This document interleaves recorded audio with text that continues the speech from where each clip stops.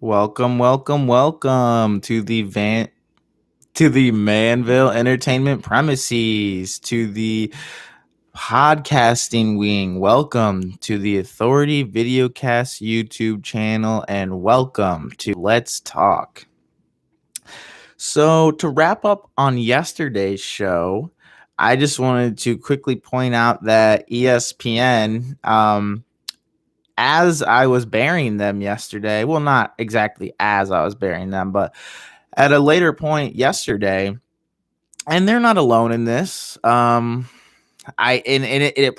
proves that it's sponsored content because it's being pushed across many media outlets, and I can't imagine the price tag that came with it.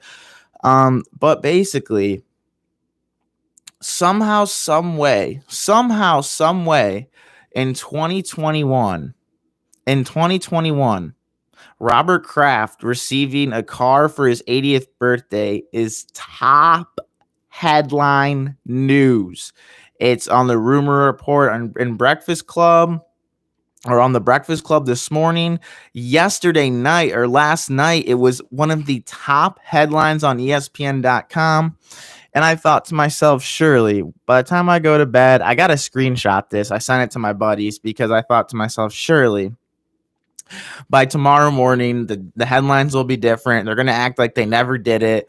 And, they're going to try to act like they didn't get paid off to have this headline. Amongst all of these other legitimate sports story headlines, you had Robert Kraft receives a car for his birthday. Okay. Well, I get up this morning, and lo and behold, sure enough, still amongst the top headlines on ESPN.com, the sports story. Sports fans, you can't get your hands on this story fast enough. ESPN wants you to have it in your top headlines. Make sure you know that the likes of Jay-Z, Meek Mill, other powerful white men all came together to get this billionaire Robert Kraft a car. Not only is this not news, but who in their right mind could ever care about this? Last we heard about Robert Kraft, do we really have to go into it? And is this his way of getting back in people's good graces? Oh, look at this 80-year-old man, this 80-year-old billionaire be gifted a car by other millionaires. Who cares? Breakfast Club too. Shame on you. And for Breakfast Club, they can be like, ooh, Jay-Z, Meek Mill, that whole take on it, from a different perspective, and that's cool. But in terms of, that is a stretch, and that's loose. It even seems suspicious being on their show. But to be a top headline on ESPN.com, you've got to be out of your mind. Sponsored content is one thing to look out for, but sponsored headlines, oh my gosh. So I wanted, before we get into what we're really here to talk about, I did want to start off something new with you guys, which is where I'm going to be giving you guys a little bit of daily recommendations. We need to be stimulating our senses here on the North Coast. And really across wherever you're at, wherever you're watching or listening, we really need to be stimulating our senses on the daily here. So in terms of audio, I want you to go on YouTube and look up the NBA Live 2003 soundtrack, Fabulous, Fabo. It's in the game. And I'll tell you right now, it's going to make your day better. It's just a great song. It puts you in an era where you're like, oh man, when hip hop and rap, not that it isn't good now, but you have a nostalgia factor to not just the music, but then how it ties into the game. Audio speaking, give that a listen. You're going to enjoy it a lot. Visually speaking, I want you to go on ESPN. I'm sorry that I'm recommending something from these people after the way they've been behaving recently, but they did put up a pretty interesting article, and it's not. They just like to be that way. They just like to be over dramatic. There's still too early. 2021 MLB All-Stars. The All-Star break is in a month. It's not still too early to be talking about All-Stars. And that's actually why I recommend you guys go watch it, or go read the article, is because it's not too early to be talking about this stuff. It's not like the day after the national championship in college football when they're like, this still too early, rankings for next year. Okay, that makes sense.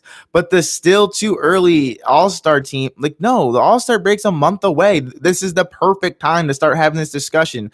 So you can take your dramatic headline and shove it, but Dave Schoenfield is a respected baseball writer, and really it's hard to argue against any of his picks. I did, however, oddly enough, none in the American League. The American League, I don't know. It's up for you guys, really, just to stimulate you. We're not really necessarily here to debate it, just to stimulate you a little bit. But National League speaking, first base, he had Freddie Freeman there. No, Freddie Freeman's been struggling. His walk to strikeout ratio is still incredible, but no, not an all-star quite yet. I mean, it's the whole thing, like, where you just give the guy the all-star game because he is who he is. And I guess that was Dave Schoenfield's argument with the article, and that it's still too early, is that he anticipates a month from now Freddie Freeman will deserve it. Well, fans are voting for the all-star game right now. And Jesus Aguilar, for National League first baseman, he leads in OPS, slugging, RBIs, and he's played in like 8 or 9 less games than Freddie Freeman. Like, he's just been far more productive. So it's stupid to just be like, well, Freddie Freeman's a star. So no, Jesus Aguilar is a former all-star. He's having a resurgent season. He's having a really nice comeback season. It's a nice story, but no, just and nothing against Detroit. No disrespect to Detroit. No disrespect to Freddie Freeman. He's a great guy, great dad, great player, but Jesus Aguilar deserves it. Like, get our heads out of our butts about it. Second base, I mean, Ozzy Albies, okay, but I would take Gene Segura, although he dealt with an injury, but he's been great. Ever since coming back, he's been great. I mean, he's made some errors on defense, but he's been great. And then the outfield, he didn't have Jesse Winker. He put Nicky Castellanos above Jesse Winker, and like that was that. You can't have two Reds outfielders starting in the All-Star game. They're both 1 and 2 in batting average in the whole major leagues. Why is Mookie? I'm sorry, but Mookie Betts, like, he former MVP, won the World Series. It's not that he's not a great player, but you don't just reward guys because of their name. Like Jesse Winker, if Jesse Winker doesn't, at least he'll make the All-Star team. But as it stands right now, if he weren't to start in the All-Star game, that would be a serious injustice. Also, I don't know if it was a misprint in the article or what, but Schoenfield lists only 3 starters in the NL for outfield, but then 4 in the AL, and I have literally no idea why. But the American League, there wasn't much. I didn't have much to say on the American League, but the National League, I kind of thought he had some suspect choices. And then, so every day we're gonna do audio and visual daily recommends. Get those. Get ourselves stimulated, like I said. But then we're gonna do a mystery bag stimulation, if you will. And this all sounds very suspect. I need to come up with a better way to phrase this. But so the remaining senses mystery bag is what I'm gonna call it. Washing the taste out of our mouths of the new Cubs uniforms. If you guys haven't seen the new Cubs uniforms, woof. It's exactly what I feared. If we remember the NBA earned jerseys this year, how truly, truly terrible the NBA earned jerseys are. Well, Nike's up to it again, and they've been hit or miss because basically the city edition jerseys, like all the cool stuff they've done with the NBA, they're going to try doing that with MLB uniforms now, which is exciting. And we've seen some cool stuff like with the White Sox and the Marlins, but the Cubs, oh my God, I don't even want to say anything else. Let's get to the other headlines. Well, see, according to ESPN, this doesn't. So Jared Kelenic is one of the top prospects in all of baseball. He's on an 0 for 39 slump. He's 8 for 83 at the big league level, a negative 0.7 WAR. He's been sent down. He was batting 0.96. He was sent down. That's not a major headline on ESPN.com. Robert Kraft being gifted a car is one of the top headlines, but Jared Kelenic being sent down to the minors is not a top headline on ESPN.com. This is exactly the kind of crap I'm talking about. Like, You guys need to be getting your news from other places. I do too. I'm basically telling myself this because, I mean, this is ridiculous how this doesn't make the top headlines, but Robert Kraft, I just can't say it enough. Like, I know it's probably annoying at this point, but oh my, it doesn't make sense until it does make sense, because you just always have to come back to the one thing. Whenever something doesn't quite make sense on a surface level, don't think too hard about it. It always, and I mean it always comes back to money. My eldest brother, John, he's given me a lot of great advice over the years. That was probably the best advice he ever gave me. It's always about money. Who is paying for this headline? Oh, Robert Kraft got a car for his birthday. That sweet old billionaire man who, likes what he also likes. Why don't you go kiss Tom Brady on the mouth, Robert Kraft? and just God. Anyway, Jared Kelenic's been sent down. This isn't a top headline somehow, according to ESPN, but according to David Sampson, former president of the Marlins, he has his own podcast now, courtesy of CBS. And according to David Sampson, this is why, other than obviously he's in an over 39 slump, this is why Kelenic has been sent down. Kelenic was up from May 13th to June 7th, which is 26 days that need to be added to what would be the normal amount of time a club usually waits, which is June, to figure out when he'll be called up next in accordance to, manipulating his service time.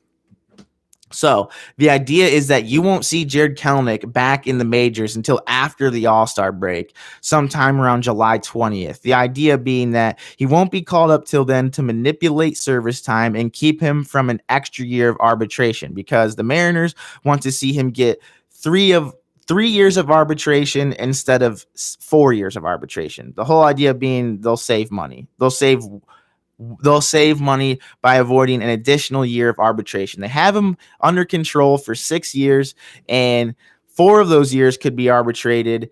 The Mariners want it to be just 3. So they're sending him back down. They're trying to manipulate his service time. Dare I say we get all that. But yeah, that's basically the story with Jared Kelenic, over 39 slump. Now I want to say, I did come on this channel and I was mightily impressed with, his debut series against the Cleveland Indians. Who couldn't be? I mean, he tore the cover off the ball, especially David Sampson was struggling to remember. It was his second game. Now I'm struggling to remember. I trust myself. It was his second game. It was not the first, but the second game, he ended up tearing the cover off the ball, hit a home run, extra base hits. I mean, the Indians couldn't get him out. And actually, that was Savali. That was Aaron Savali that gave up all that work to Jared Kelenic. So it's funny that Jared Kelenic dominated Aaron Savali, who up until his last couple of starts has been really, really good this year. Aaron Savali has been just a tremendous number 2 for the Indians this year. He's been really good. Well, Jared Kelenic dominated him, and yet somehow he has really struggled ever since. And I wanted to say, I don't think I've ever actually given fantasy advice on this channel. I mean, I was simply just saying, he'll be a real deal. Like one day, like Jared Kelenic, you can just see it. The rear view mirror, as we've coined him here on the channel, the rear view mirror will be a problem one day. But I didn't tell people to go out and pick up Jared Kelenic, but my friend Dylan did, and he suffered the consequences, very much so. Jared Kelenic didn't contribute anything to his fantasy team. And, I'm one of those people that I had Wander Franco. I'm just waiting ever since the Willie Adames trade. I'm waiting for Wander Franco to come up for the Rays, but you can't be doing all that. And one day maybe I will dole out some legitimate fantasy advice, but I just want to be clear here. I never told anyone to add Jared Kelenic to their fantasy team. I was just simply saying he's going to be really good one day. We'll see when that day comes. I thought potentially it was arrived day 2. Soon as he was facing Aaron Savali, he looked like the Jared Kelenic we were promised, but it hasn't really come to fruition for him yet. Thank you guys so much for joining me today. Love you guys very much. Make sure to like, share, subscribe, comment, do what you do. Follow us on Facebook at Authority Videocast. Make sure to have a great rest of your day. Like I said, I love you guys, and I'll catch you on the next one.